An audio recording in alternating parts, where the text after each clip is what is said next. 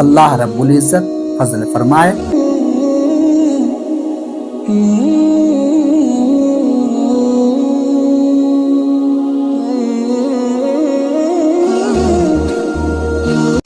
السلام علیکم ورحمۃ اللہ وبرکاتہ۔ میں ہوں محمد شہاب الدین رضوی۔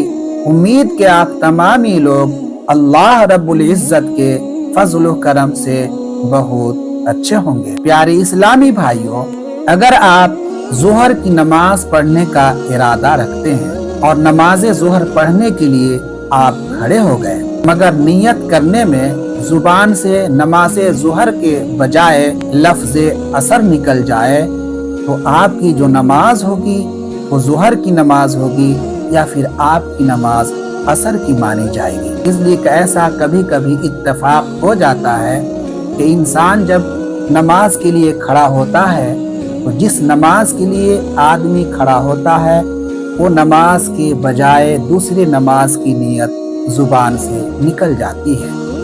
تو ایسی صورت میں نمازی کو کیا کرنا چاہیے؟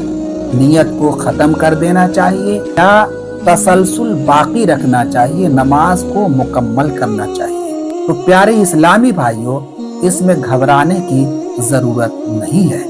نیت دل کے ارادہ کو کہتے ہیں، لہٰذا جب دل میں ظہر کی نماز پڑھنے کا ارادہ ہو اور زبان سے لفظ اثر نکل جائے تو آپ کی جو نماز ہوگی وہ نماز ظہر ہی ادا ہوگی۔ اسی طرح سے اگر مان لیا جائے کہ اگر آپ فرض پڑھنے کا ارادہ رکھتے ہوں مگر بھول کر کے زبان سے سنت نکل جائے تو آپ کی نماز سنت کی نہیں ہوگی بلکہ آپ کی جو نماز ہوگی وہ فرض ہی ہوگی۔ اس لیے کہ آپ نے ارادہ پہلے سے یہ کیا ہے کہ ہم نماز ظہر کا فرض پڑھنے جا رہے ہیں، اور اگر زبان سے سنت نکل جائے تو زبان کا کوئی اعتبار نہیں ہے بلکہ نیت دل کے ارادہ کو کہا کرتے ہیں۔ تو اگر آپ کا دل میں یہ ارادہ تھا کہ ہم نماز ظہر کے لیے جا رہے ہیں فرض پڑھنے کے لیے، تو آپ کی جو نماز ہوگی وہ نماز ظہر کی فرض ہی مانی جائے گی۔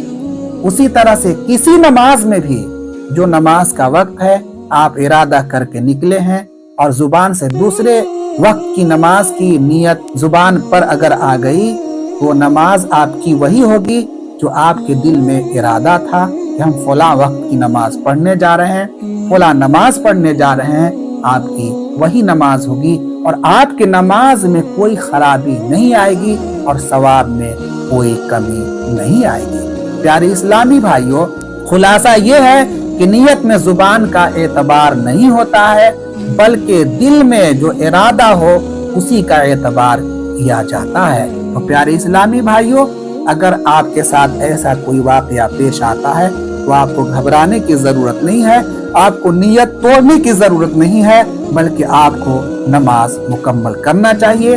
آپ کی نماز میں کوئی کمی نہیں آتی ہے، ثواب میں بھی کوئی کمی نہیں آتی ہے۔ السلام علیکم ورحمۃ اللہ وبرکاتہ۔